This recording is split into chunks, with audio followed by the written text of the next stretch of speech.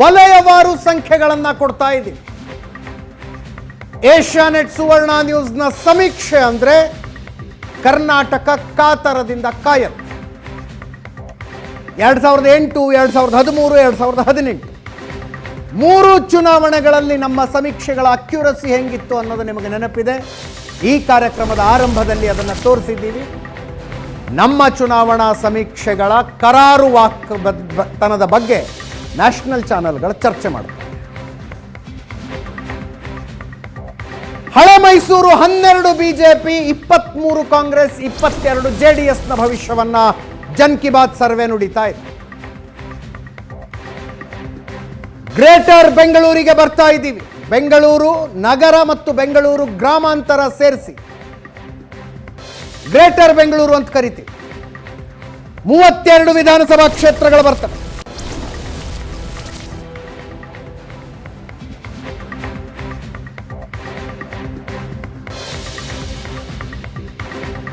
ಇಪ್ಪತ್ತೆಂಟು ಕ್ಷೇತ್ರಗಳ ಬೆಂಗಳೂರು ನಗರ ಜಿಲ್ಲೆಯಲ್ಲಿ, 4 ಕ್ಷೇತ್ರಗಳ ಬೆಂಗಳೂರು ಗ್ರಾಮೀಣ ಜಿಲ್ಲೆಯಲ್ಲಿ, ಒಟ್ಟು 28 ಕ್ಷೇತ್ರಗಳು.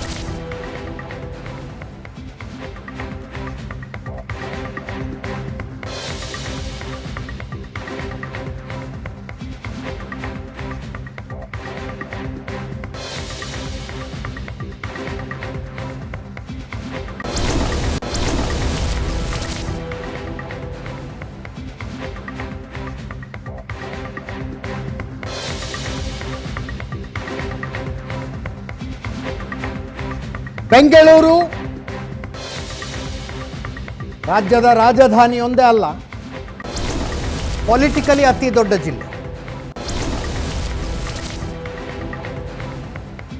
28 ವಿಧಾನಸಭಾ ಕ್ಷೇತ್ರಗಳ ಬೆಂಗಳೂರು ನಗರ ಒಂದರಲ್ಲೇ ಬರ್ತವೆ.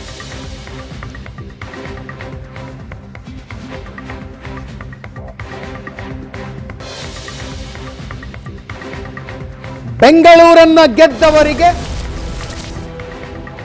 ವಿಧಾನಸೌಧದ ಹಾದಿ ಸುಲಭ.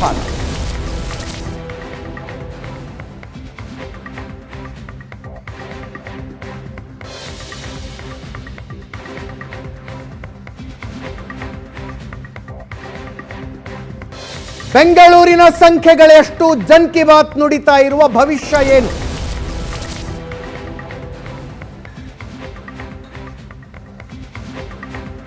प्रदीप भंडारी जी, कॉस्मोपॉलिटन सिटी है, बाहर के लोग हैं, यहाँ कास्ट हमारे हिसाब से तो थोड़ा कम मायने रखता है. आपको क्या लगता है? मेरे आप यहाँ पे कास्ट से तक कैंडिडेट बहुत ज़्यादा इंपॉर्टेंट है अजीत जी. यहाँ पे मैं कह रहा हूँ कि कर्नाटक का चुनाव बेसिकली 2 सीट्स का इलेक्शन है, कास्ट और कैंडिडेट का इलेक्शन. बीजेपी इसको एम का चुनाव बनाना चाहती, that is the Modi election. और कांग्रेस जो है मनी इलेक्शन. एम का वो मनी वाला जो एम है वो तो तीनों पार्टीज के लिए यहाँ पे सर्वोपरि है. बट यहाँ पे कैंडिडेट ज्यादा इंपॉर्टेंट है. तो अगर मैं आपसे बात करूं कि ये डिस्ट्रिक्ट इसीलिए बहुत ज्यादा इंपॉर्टेंट है क्योंकि एक तो सीट्स ज्यादा है, दूसरा यहाँ पे अर्बन सीट्स 90% है. तो 4 अगर मैं रूरल बैंगलोर के हटा दूं तो 28 अर्बन सीट्स है. और यहाँ पे अगर जब हम लोग अभी सीट्स पे जाएंगे, नंबर्स पे जाएंगे, बट ओवरऑल यहाँ पे अगेन एक सेंटिमेंट ये देखने को मिल रहा है कि जो फर्स्ट टाइम वोटर्स है और जो सेकंड टाइम वोटर है अक्रॉस कास्ट लाइन, जो वोकलिगा वाला है यहाँ पे across cast line particularly urban voter के अंदर वो कांग्रेस की तरफ जाता हुआ नहीं दिख रहा है. करप्शन इशू है, पर ये व्यक्ति से अगर पूछा जाता है तो कौन सी पार्टी ईमानदार है, सो देन जो वोटर है वो ये नहीं कहते सबके सब करप्ट है. सो द सेंटिमेंट ये जो अभी ग्राउंड पे देखने को मिल रहा है कि अगर करप्शन एक बात की जाए तो क्या पूछा जाता है कि कांग्रेस या जेडीएस या बीजेपी में से कौन ईमानदार है, तो उस पर कोई भी अफर्मेटिव आंसर नहीं आता है. तो ऐसी स्थिति के अंदर जैसा कि आपने translate this please. Pradeep Bhandari ಅವರ ಅಬ್ಸರ್ವೇಷನ್, ಭ್ರಷ್ಟಾಚಾರ ಯಾವ ಪಕ್ಷ ಅತಿ ಹೆಚ್ಚು ಭ್ರಷ್ಟ ಅಂದರೆ ಎಲ್ಲರೂ ಕಳ್ರೆ ಅಂತ ಹೇಳ್ತಾರೆ.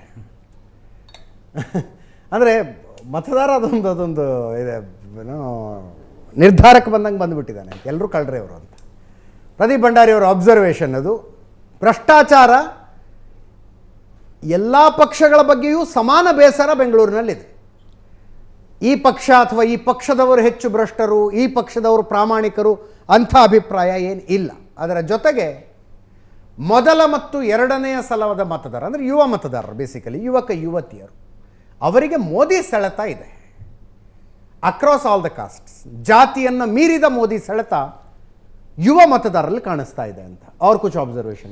इसके साथ में एक और ऑब्जर्वेशन ये है जो हमें रूरल में नहीं देखने को मिली थी, पर्टिकुलरली ओल्ड बेंगलोर के अंदर, कि महिला और पुरुष जो है वो एक साथ में, अगर आप ओल्ड मैसूर रीजन की बात करूं या भी हमने कल्याण कर्नाटका की बात की, वो एक तरफा एक साथ में वोट करते हुए दिख रहे थे. बट बेंगलोर के अंदर जो विमेन वोटर है, वुमेन वोटर और मेन वोटर का वोटिंग एग्जैक्टली सिमिलर नहीं है.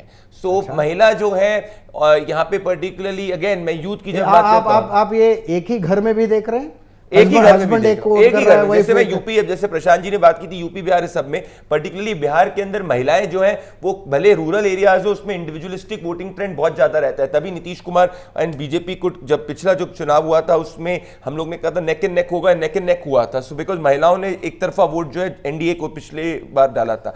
यहाँ पे रूरल एरियाज में ऐसा देखने को नहीं मिल रहा है. पर बैंगलोर के अंदर महिलाओं का voting is very individualistic in nature. It is not based on caste. BJP के लिए वो बेस्ड ऑन कैंडिडेट भी नहीं, वो बेस्ड ऑन मोदी है. कांग्रेस के लिए जो वोट है वो सिर्फ कैंडिडेट का वोट है. कांग्रेस पार्टी, महिला कांग्रेस पार्टी को because of Congress party vote नहीं कर रही, because of a good candidate in Bangalore अगर कोई सीट पे वोट कर रही है.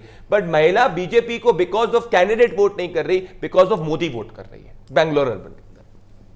ಇದು ಇಂಟ್ರೆಸ್ಟಿಂಗ್. ಇದನ್ನು ವಿವರಿಸೋದು ಅವಶ್ಯಕ ಅಂತ ಅನ್ಸುತ್ತೆ ನನಗೆ. ಕರ್ನಾಟಕದ ಇತರ ಭಾಗಗಳಲ್ಲಿ, ಇತರ ಜಿಲ್ಲೆಗಳಲ್ಲಿ ಕುಟುಂಬದ ಓಟು ಒಂದು ಪಕ್ಷಕ್ಕೆ ಅಂತಿರುತ್ತೆ. ಒಂದು ಮನೆಯಲ್ಲಿ ಗಂಡ ಹೆಂಡತಿ ಮಕ್ಕಳು ವೋಟ್ ಹಾಕ್ತಾರೆ ಅಂದರೆ ಅವರೆಲ್ಲರೂ ಒಂದು ಪಕ್ಷಕ್ಕೆ ಅಂತ ಹಾಕ್ತಾರೆ. ಆದರೆ ಬೆಂಗಳೂರಿನಲ್ಲಿ ಒಂದೇ ಮನೆಯಲ್ಲಿ ಪ್ರಿಫರೆನ್ಸಸ್ ಬೇರೆ ಬೇರೆ ಇದೆ ಅಂತ ಹೇಳ್ತಾರೆ ಅವರು. ಗಂಡನ ಆಯ್ಕೆ ಒಂದು ಪಕ್ಷ, ಹೆಂಡತಿ ಆಯ್ಕೆ ಇನ್ನೊಂದು ಪಕ್ಷ, ಮಕ್ಕಳ ಆಯ್ಕೆ ಇನ್ನೊಂದು ಪಕ್ಷ ಆಗಿರುವ ಸಾಧ್ಯತೆಗಳನ್ನು ಬೆಂಗಳೂರಿನಲ್ಲಿ ಜಾಸ್ತಿ ನೋಡ್ತಾ ಇದ್ದೀವಿ. ಸ್ಪೆಷಲಿ ಮಹಿಳಾ ಮತದಾರರು, ಅವರ ಆಯ್ಕೆಗಳ ವ್ಯತ್ಯಾಸ ಇದೆ. ಉದಾಹರಣೆಗೆ ಗಂಡ hard core Congress fan, Congress ಅಭ್ಯರ್ಥಿಗೆ ಮತ ಹಾಕ್ತೀನಿ, ಬಟ್ ಹೆಂಡತಿ ಮೋದಿಗೋಸ್ಕರ ನಾನು ಬಿಜೆಪಿಗೆ ವೋಟ್ ಹಾಕ್ತೀನಿ ಅಂತಾರೆ. ಇದು ಬೆಂಗಳೂರಿನಲ್ಲಿ ಮಾತ್ರ ನೋಡುವುದಕ್ಕೆ ಸಿಗ್ತಾ ಇರುವ ಟ್ರೆಂಡ್ ಅನ್ನೋದು ಅವರ ಎಕ್ಸ್ಪ್ಲನೇಷನ್ನು. ಒಬ್ಬ ಮಹಿಳೆ ಬಿಜೆಪಿಗೆ ವೋಟ್ ಹಾಕ್ತಿದ್ದಾರೆ ಅಂದರೆ ಅದು ಅಭ್ಯರ್ಥಿಯನ್ನು ನೋಡಿ ಅಲ್ಲ, ಮೋದಿಯನ್ನು ನೋಡಿ. ಒಬ್ಬ ಮಹಿಳೆ ಕಾಂಗ್ರೆಸ್ಸಿಗೆ ವೋಟ್ ಹಾಕ್ತಿದ್ದಾರೆ ಅಂದರೆ ಅದು ಬೇರೆ ಯಾರನ್ನು ನೋಡಿ ಅಲ್ಲ, ಅಭ್ಯರ್ಥಿ ಒಳ್ಳೆಯವರಿದ್ದಾರೆ ಅನ್ನೋ ಕಾರಣಕ್ಕೆ. That's an interesting observation.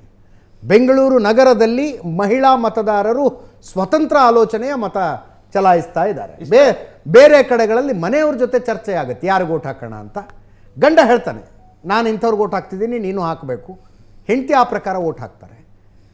ಮಕ್ಕಳ ವಿಷಯದಲ್ಲಿ ನನಗೆ ನನ್ನದೇ ಆದಂಥ ऑब्जर्वेशन ವ್ಯತ್ಯಾಸ ಇದೆ. ಮಕ್ಕಳಿಗೆ ಯಾರು ಮಾತು ಕೇಳ್ತಿಲ್ಲ. एक और ऑब्जर्वेशन ये इसके पीछे का कारण अजीत जी ये, क्योंकि महिला और यूथ जो वोटर है वो एक एस्पिरेशनल वोटर है बेंगलोर के अंदर. तो अगर आप उसका प्रति व्यक्ति आय उठा के देखेंगे तो उसको बेसिक जरूरतों के लिए किसी के पास जाने का मतलब ऐसा नहीं है कि वो सिर्फ welfare want to go there, want to go, it's not want. तभी सिविक कम्युनिटीज इंपॉर्टेंट है, तभी जो है एस्पिरेशनल वोट इंपॉर्टेंट है. इसीलिए जो महिला और यूथ है वो पर्टिकुलरली बीजेपी के लिए भी ऐसा कुछ पार्टी पर से कर्नाटका का एडिशनल वोट नहीं है बीजेपी का बेंगलोर अर्बन में. आपने सोचा कि बीजेपी की ग्राउंड पे, मैं आपको सेंटर बता रहा हूं कि बीजेपी की गवर्नमेंट ने बहुत ज्यादा बेंगलोर के अंदर काम कर दिया तो सबकी सर्च थी, नहीं. बीजेपी का बेंगलोर के अंदर वोट जो भी पड़ रहा है वो सिर्फ और सिर्फ यूथ और महिला सेक्शन में मोदी की वजह से पड़ रहा है, और बाकी अक्रॉस कैंडिडेट जहां कैंडिडेट बेस पे पड़ रहा है.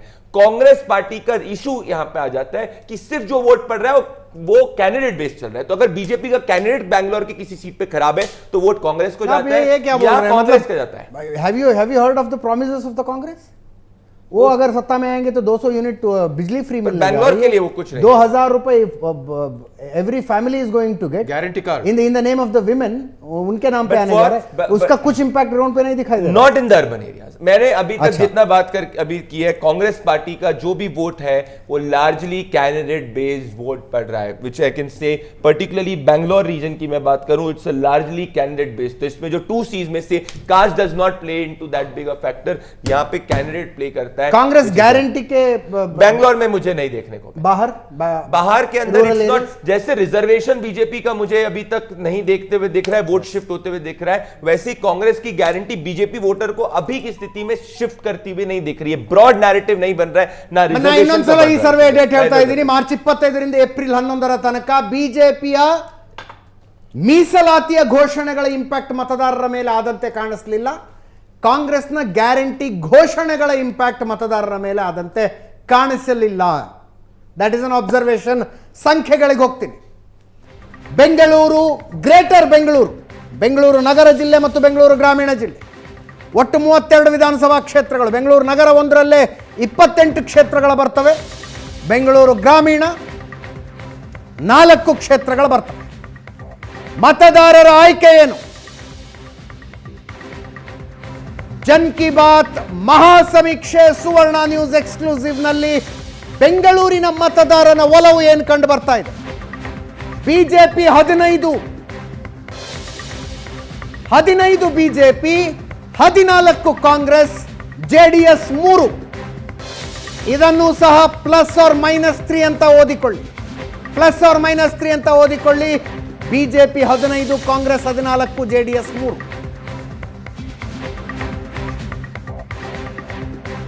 15 ಬಿಜೆಪಿ, 14 ಕಾಂಗ್ರೆಸ್, ಜೆಡಿಎಸ್ 3.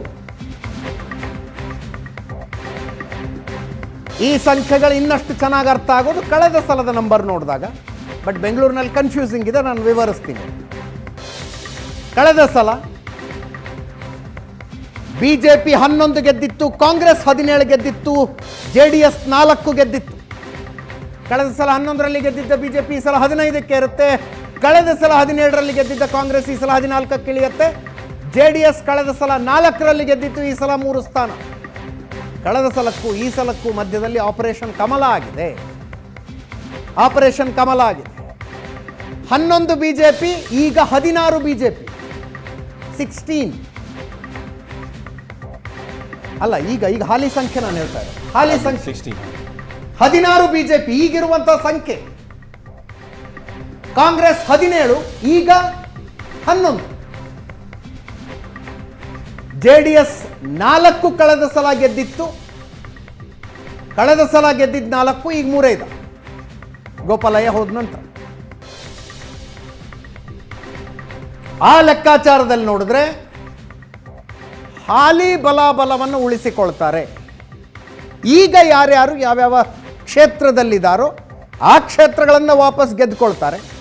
ಅಥವಾ ಒಂದು ಕಡೆ ಒಂದು ಪಕ್ಷ ಒಂದು ಕ್ಷೇತ್ರವನ್ನು ಕಳ್ಕೊಂಡ್ರೆ ಆ ಪಕ್ಷ ಇನ್ನೊಂದು ಕಡೆಗೆ ಏನು ಮಾಡ್ಕೊಳ್ಳುತ್ತೆ ಅಷ್ಟೇ. ಸ್ಟೇಟಸ್ ಕೋ ಮೇಂಟೈನ್ ಆಗುತ್ತೆ ಬೆಂಗಳೂರಿನಲ್ಲಿ. 2018ರಲ್ಲಿ 11 ಗೆದ್ದಿದ್ದ ಬಿಜೆಪಿ ಆನಂತರ ತನ್ನ ಸಂಖ್ಯೆಯನ್ನು ಹೆಚ್ಚಿಸಿಕೊಂಡು ಇಲ್ಲಿ ಮುನಿರತ್ನ ಬಂದರು, ಎಸ್ ಟಿ ಸೋಮಶೇಖರ್ ಬಂದರು, ಭೈರತಿ ಬಂದರು, ಗೋಪಾಲಯ್ಯ ಬಂದರು. ಬೆಂಗಳೂರು ನಗರದಲ್ಲಿ 4+ ಆಗಿದೆ ಬಿಜೆಪಿ. MTB ನಾಗರಾಜ್ ಕೂಡ ಬಂದಿದ್ರು, ಅವರು ಬೈ ಎಲೆಕ್ಷನಲ್ಲಿ ಸೋತಿದ್ದಾರೆ.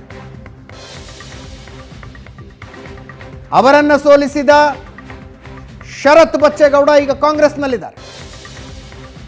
ಬಿಜೆಪಿ ಸದ್ಯಕ್ಕೆ 15ನ್ನೇ ಗೆಲ್ಲುತ್ತೆ. ಆ ಸಂಖ್ಯೆಗಳನ್ನು ಉಳಿಸ್ಕೊಳ್ಳುತ್ತೆ ಅಂತ. ಪ್ರಶಾಂತ್.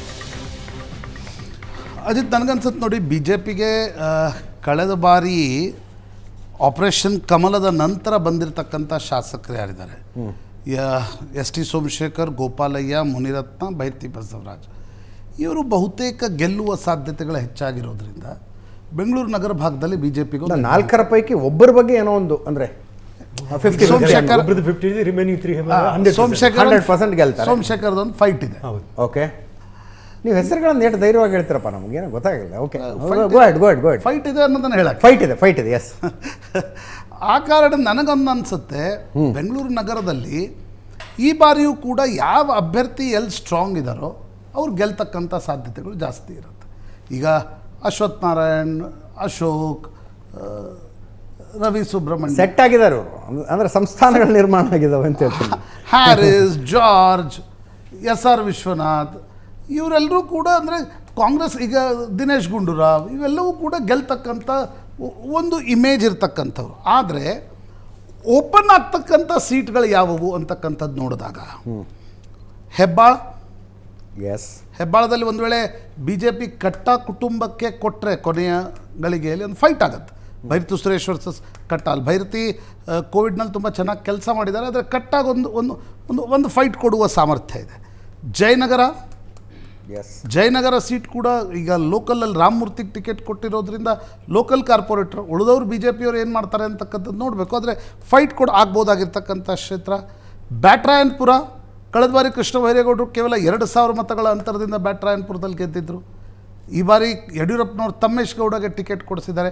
ಈಗ ಅದು ಉಪಯೋಗ ಆಗುತ್ತೋ ಬಿ ಜೆ ಪಿ ಒಳ ಜಗಳ ಆಗುತ್ತೋ ಮುಂದಿನ ಭಾಗ, ಆದರೆ ಫೈಟ್ ಆಗ್ಬೋದಾಗಿರ್ತಕ್ಕಂಥ ಕ್ಷೇತ್ರ ರಾಜಾಜಿನಗರ ಬಿ ಜೆ ಪಿಯ ಕ್ಷೇತ್ರ, ಆದರೆ ಫೈಟ್ ಆಗ್ಬೋದಾಗಿರ್ತಕ್ಕಂಥ ಕ್ಷೇತ್ರ. ಯಾಕಂದರೆ ಪುಟ್ಟಣ್ಣನವರನ್ನು JDSನಿಂದ ಕಾಂಗ್ರೆಸ್ ಕರೆದುಕೊಂಡು ಬಂದಿದೆ. ಇಲ್ಲಿಯವರೆಗೆ ಕಾಂಗ್ರೆಸ್ ಕರೆದುಕೊಂಡು ಬಂದಿದೆ ಬಿಜೆಪಿಯಿಂದ.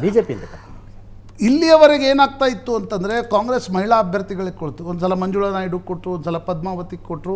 ಸುರೇಶ್ ಕುಮಾರರ ಒಂದು ಏನು ಇಮೇಜ್ ಇದೆ ಅದನ್ನು ಟೇಕ್ ಆನ್ ಮಾಡ್ತಕ್ಕಂಥ ಸಾಮರ್ಥ್ಯ ಇರಲಿಲ್ಲ. ಪುಟ್ಟಣ್ಣ ಬಳಿ ಅದು ರಿಸೋರ್ಸಸ್ ಇದೆ, ಇಲೆಕ್ಷನ್ ಮ್ಯಾನೇಜ್ಮೆಂಟ್ ಟೆಕ್ನಿಕ್ಸ್ಗಳಿವೆ.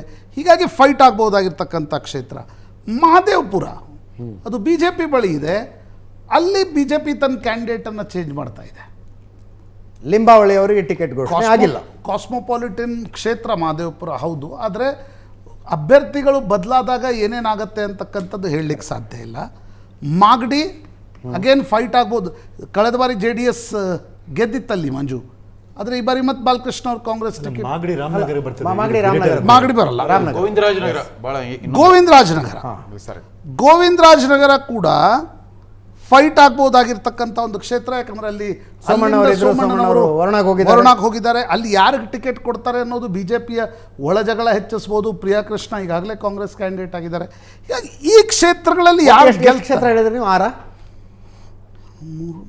6 ಕ್ಷೇತ್ರಗಳು, 6 ಕ್ಷೇತ್ರಗಳಲ್ಲಿ 3 BJP ಇದೆ, 3 ಕಾಂಗ್ರೆಸ್ ಇದೆ. ಹಾಗಾಗಿ ಯಾರು ಹೆಚ್ಚು ಸೀಟ್ಗಳನ್ನು ಉಳಿಸ್ಕೊಳ್ತಾರೆ, ಯಾರು ಉಳಿದವರಿಂದ ಪಡೆದುಕೊಳ್ತಾರೆ, ಅದು ಬೆಂಗಳೂರು ನಗರದಲ್ಲಿ ಹೆಚ್ಚು ಪರಿಣಾಮಕಾರಿ ಆಗಬಲ್ದು ಅಂತ ನೋಡಿ. ಬೆಂಗಳೂರಲ್ಲಿ ರಿಯಾಲಿಟಿ ಅನ್ಸುತ್ತಾ ಸಂಖ್ಯೆ ಆಲ್ಮೋಸ್ಟ್ ಬರ್ತೇನೆ ಫಿಗರಿಗೆ. ಆ್ಯಕ್ಚುಲಿ 28 ಕ್ಷೇತ್ರ ಬೆಂಗಳೂರು ಸಿಟಿಯಲ್ಲಿ ಉಂಟಲ್ಲ, ಇದರಲ್ಲಿ ನೀವು ನೋಡಿ ಮರುವಿಂಗಡಣೆ ಆದಮೇಲೆ 3 ಎಲೆಕ್ಷನ್ ಆಗಿದೆ. 2008, 2013, 2000. ಇದರಲ್ಲಿ ಒಂದು 8 + 9 17 ಜನ ಶಾಸಕರು same. All the 3 elections out of 28, 17 MLAs are same. 9 are from ಇದರಲ್ಲಿ ಈಗ BJPಯಲ್ಲಿ, 8 are from ಕಾಂಗ್ರೆಸ್. ಮರು ವಿಂಗಡಣೆನೇ ಶಾಸಕರ ಅನುಕೂಲಕ್ಕೆ ಅಲ್ಲಿ ಕೇಳಿ, ಮರು ವಿಂಗಡಣೆ ಆದ್ರೆ ಅದು ಭಾರಿ 17 are ಸೇಮ್ ಆ್ಯಕ್ಚುಲಿ ಅದರಲ್ಲಿ ಆಯ್ತಲ್ಲ. ನಂತರ remaining 11 are fluctuate because of changing of the party or new candidate. Like ಈ ಸಲನೂ ಆ 17 most of the 17 will retain their consensus. 17 ಯಾವುದೂ ನನ್ನ ಲೆಕ್ಕಲ್ಲಿ ಸಂಶಯ ಇಲ್ಲ. ಬಕ್ಕಷ್ಟು ನೀವರಿಗೆ ಮಹದೇವಪುರಲ್ಲಿ ಕಾನ್ಸೆನ್ಸ್ ಚೇಂಜ್ ಆದರೆ ಅಥವಾ ಗೋವಿಂದರಾಜನಗರಲ್ಲಿ ಕ್ಯಾಂಡಿಡೇಟ್ ಚೇಂಜ್ ಆದರೆ ಸ್ವಲ್ಪ ಪರಿಣಾಮ ಬೀಳು. ಸೇಮ್ ಕ್ಯಾಂಡಿಡೇಟ್ ಕಂಟಿನ್ಯೂ ಆಗಿದ್ರೆ ಅವರು ರಿಪೀಟ್ ಆಗ್ತಿದ್ರು ಆ್ಯಕ್ಚುಲಿ. ಮತ್ತು ಅದಾಯ್ತಲ್ಲ. ಸೊ ಇದರಲ್ಲಿ ಈಗ ಅದರಲ್ಲಿ ಎಡಿಷನಲ್ ಸೀಟ್ ಬರ್ತದೆ. ಲಾಸ್ಟ್ ಟೈಮ್ ಒಂದು ಇದುಂಟು, because of 3 Bs BJP couldn't got the absolute majority because 3 Bs ಅಂದರೆ 3 places, ಬ್ಯಾಂಗ್ಳೂರು, ಬೆಳ್ಳಾರಿ ಆ್ಯಂಡ್ ಬಿಜಾಪುರ ಅಂತ. ಅದರಲ್ಲಿ ಎಕ್ಸ್ಪೆಕ್ಟೆಡ್ ಸೀಟ್ ಬರಲಿಲ್ಲ ಅಂತ. ಆ ಸೀಟ್ ಪರ್ಫಾರ್ಮೆನ್ಸ್ ಮಾಡಿದರೆ ದೇ ವುಡ್ ಹವ್ ಗೇನ್ 1/4 ಇದ್ದದ್ದು ಅಬ್ಸಲ್ಯೂಟ್ ಮೆಜಾರಿಟಿ ಬರ್ಬೋದು ಅಂತ ಆ್ಯಕ್ಚುಲಿ. ಬಟ್ ಈಗ ಅದು ಬೆಂಗಳೂರಲ್ಲಿ ಒಂದು ಫೌಂಡೇಶನ್ ಹಾಕಿದ್ದಾರೆ. ಯಾಕೆಂದರೆ ಸ್ಟ್ರಾಂಗೆಸ್ಟ್ ಕ್ಯಾಂಡಿಡೇಟ್, ಸಪೋಸ್ ಅವರು ಕಾಂಗ್ರೆಸ್ ಇಲ್ಲದೆ ಅವ್ರು ಖಂಡಿತವಾಗಿ ಕಾಂಗ್ರೆಸ್ಸಲ್ಲಿ ವಿನ್ ಆಗ್ತಿದ್ರು. ಈಗ BJP ಬಂದರೆ ಖಂಡಿತವಾಗಿಯೇ BJP ವಿನ್ ಆಗ್ತಾರೆ. 3 ಕಾನ್ಸೆನ್ಸ್ ಹೆಸರು ಬೇಡ ಅಂತ ಹೇಳ್ತಾರೆ. ಕಾನ್ಸೆನ್ಸ್ ಹೆಸರು ಹೇಳ್ಬೋದಾ? ಈಗ ಯಶವಂತಪುರ ಒಂದು ಡೌಟ್ಫುಲ್, ಅದು ರಿಮೈನಿಂಗ್ ನಮ್ಮ KR ಫೈಟ್ ಇದೆ. KR Mahalakshmi layout and Rajaji. ಇದು ಯಶವಂತಪುರ JDSಗೂ BJPಗೂ ಡೈರೆಕ್ಟ್ ಫೈಟ್ ಇದೆ. ಹೌದು, ಇದು ಉಂಟಲ್ಲ, ಆ ಕ್ಯಾಂಡಿಡೇಟ್ಗಳು ಸಪೋಸ್ ಕಾಂಗ್ರೆಸ್ಸಲ್ಲಿ ಇದ್ದರು ಇವತ್ತು ಖಂಡಿತ ಕಾಂಗ್ರೆಸ್ ಬರ್ತಿದೆ. ಈಗ BJP ಇದ್ದಾರೆ, ಅದು BJPಗೆ ಅಡಿಷನಲ್ ಪಾಯಿಂಟ್ ಆಯಿತು. ಸೊ ಬೆಂಗಳೂರು ಸೀಟಲ್ಲಿ ಉಂಟಲ್ಲ ರಿಮೈನಿಂಗ್ ಇದ್ದಾರೆ. ಮತ್ತು ರೂರಲ್ಲಿ ರೂರಲ್ಲಿ ಔಟ್ ಆಫ್ 4 ಸೀಟ್ಸಲ್ಲಿ 2 ಸೀಟ್ ಇವರು ಬಂದಿದ್ದಾರೆ, ಕಾಂಗ್ರೆಸ್ನವ್ರು ಬಂದಿದ್ದಾರೆ. 2 ಸೀಟ್ ಇದರಲ್ಲಿ ಬಂದಿದ್ದಾರೆ. ಯಾವುದು ಹೊಸಕೋಟೆ ಆ್ಯಂಡ್ ದೊಡ್ಡಬಳ್ಳಾಪುರದಲ್ಲಿ ಕಾಂಗ್ರೆಸ್ 1, ನೆಲಮಂಗಲ ಆ್ಯಂಡ್ ದೇವನಹಳ್ಳಿಯಲ್ಲಿ JDS 1. ದಿಸ್ ಟೈಮ್ ಸೇಮ್ ರಿಪೀಟಾ ಮೇ ಬಿ? ಓಕೆ, ಹೇಳ್ತಾರಲ್ಲ ನಮ್ಮ ಪ್ರದೀಪ್ ಅವರು. ದಿಸ್ ಇಸ್ ದ ಬೆಂಗಳೂರು ಉಂಟಲ್ಲ, ವೆರಿ ಸ್ವಲ್ಪ ಯಾವುದೇ ಕಾನ್ಸ್ಟಿಟ್ಯೂನ್ಸಿಯಲ್ಲಿ 3 ಟರ್ಮ್ ಒಬ್ಬ ಕಂಡಿಟ್ ಯಾವ ಕಾನ್ಸ್ಟಿಟ್ಯೂನ್ಸಿಯಲ್ಲಿ ಆ ರೀತಿ ಭಾರಿ ಕಮ್ಮಿ ಅಂತ. ನಿಮ್ಮ ಜಗದೀಶ್ ಶೆಟ್ಟರ ಅಥವಾ ಇಂಥಕ್ಕೆ ದೊಡ್ಡ ಕ್ಯಾಂಡಿಡೇಟ್ಗಳೆಲ್ಲ ಈಶ್ವರಪ್ಪನಂತವ್ರು ಆಗಲಿಲ್ಲ ಅಥವಾ ಅಂಥದ್ದು. 3 ಸ್ಟೆಲ್ಲ ಕಾನ್ಸ್ಟಿಟ್ಯೂನ್ಸಿ ರಿವಿಂಗಡಣೆ ಆಗಿದ್ಮೇಲೆ ಅವರೇ ಖಂಡಿತ ವಿನ್ ಆಗ್ತಾರೆ. ಈ ಸಲನೂ ಅವರೇ ವಿನ್ ಆಗ್ತಾರೆ ನೋಡಿ. ಎಕ್ಸೆಪ್ಟ್ ನೀವು ಹೇಳಿದಾಗೆ ನಾಥವ್ರ ಎಗ್ರಿ ವಿತ್ ನಾಥ್. ಯಾಕಂದರೆ ಅಲ್ಲಿ ಕೆಲವು ಕಾನ್ಸ್ಟಿಟ್ಯೂನ್ಸಿ ಕ್ಯಾಂಡಿಡೇಟ್ ಚೇಂಜ್ ಆಗೋದ್ರಿಂದ ಹಿಂದಿನ ಕಾಲದಲ್ಲಿ ಪಾಳೆಪಟ್ಟುಗಳಿರ್ತಿದ್ವಂತೆ, ಸಂಸ್ಥಾನಗಳಿರ್ತಿದ್ವಂತೆ. ಒಂದು ಸಂಸ್ಥಾನಕ್ಕೂ ಇನ್ನೊಂದು ಸಂಸ್ಥಾನಕ್ಕೂ ಒಪ್ಪಂದಗಳಾಗ್ತಿದ್ವು. ಮತ್ತೊಂದು ಅಲ್ಲ, ಅಡ್ಜಸ್ಟ್ಮೆಂಟ್ ಉಂಟು. ನೀವು ನಮ್ಮ ಸುದ್ದಿಗೆ ಬರಬೇಡ್ರಿ, ನಾವು ನಿಮ್ಮ ಸುದ್ದಿ ಕರೆಕ್ಟ್ ನೋಡಿ. ಈಗ ಮಧ್ಯದಲ್ಲಿ ಒಪ್ಪಂದಗಳು ಈಗ ರಾಮಲಿಂಗಾರೆಡ್ಡಿ ಅಗೇನ್ಸ್ಟ್ ಪ್ರತಿ ವರ್ಷನವರಿಗೆ ಟೆಸ್ಟಿಂಗ್ ಕ್ಯಾಂಡಿಡೇಟ್ ಹಾಕೋದು. ನೆಕ್ಸ್ಟ್ ಇಲೆಕ್ಷನ್ ಇಲ್ಲ ಅವನು ಅಷ್ಟೇ. ಈ ಸಲ ಅಷ್ಟೇ, ಈ ಸಲ ಸಂತೋಷ್ ಅಂತ ಬಂದರು.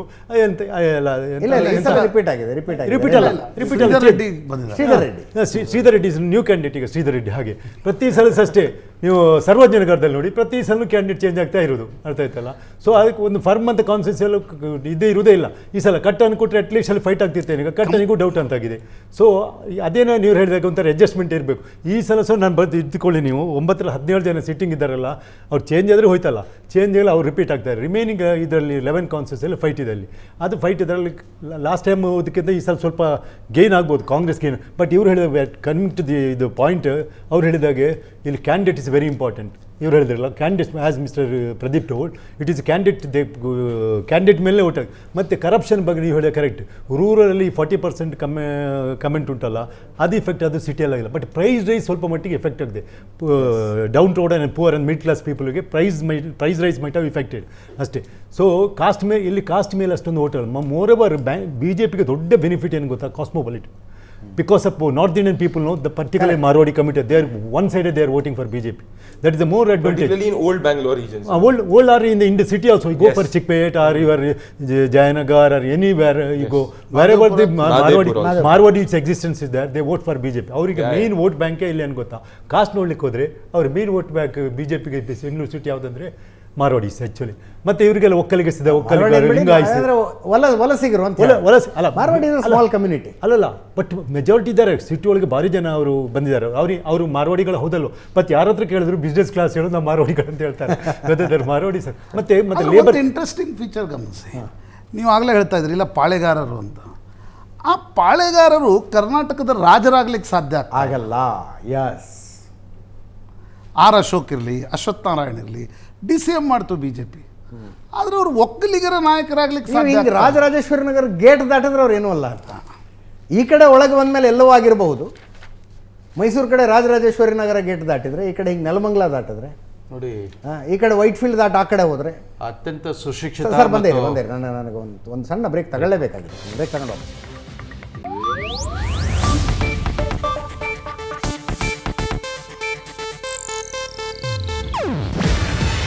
ಇದು ಏಷ್ಯಾನೆಟ್ ನ್ಯೂಸ್ ನೆಟ್ವರ್ಕ್ ಪ್ರಸ್ತುತಿ. ನೀವು ನೋಡ್ತಿದ್ದೀರಾ ಏಷ್ಯಾನೆಟ್ ಸುವರ್ಣ ನ್ಯೂಸ್.